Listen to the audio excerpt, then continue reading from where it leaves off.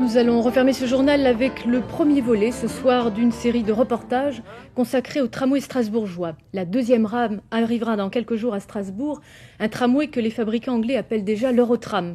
Il va desservir en effet une ville européenne et surtout parce que ce tram est un patchwork de pièces qui viennent d'un peu partout en Europe. En Grande-Bretagne, à York, on ne cache pas que l'on a voulu fabriquer le plus beau tram du monde. Le reportage de Laurent Mazurier et Jacques Rigaud.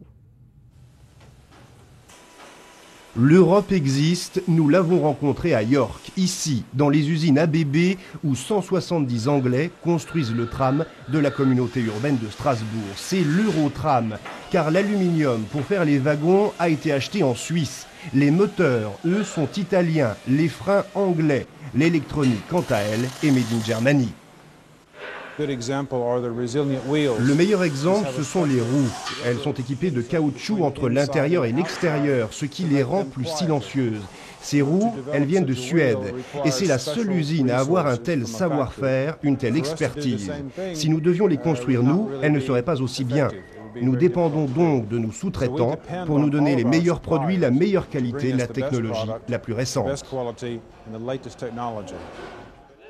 Résultat, à York, on ne gagnera pas un centime sur le contrat passé avec Strasbourg pour 50 millions de livres, soit environ 500 millions de francs. Car sur ce tramway, tout est nouveau. Le plancher bas, l'air conditionné, l'espace dans les wagons et ces grandes surfaces vitrées. Cela demande des études, des tests, des évolutions et 10 000 raccordements électriques dans le plafond. Mais pour ABB, le constructeur anglais, il s'agit de construire le tramway du 21e siècle, pour ensuite essayer de le revendre à d'autres villes, comme Dublin, Milan, Nottingham ou Lille, qui sont, paraît-il, intéressés.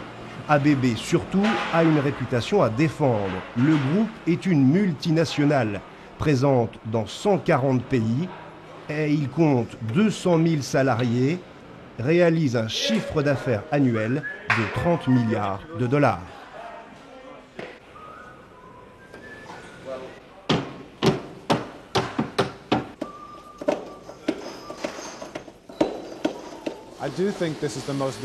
Je crois vraiment que c'est le plus beau tram du monde.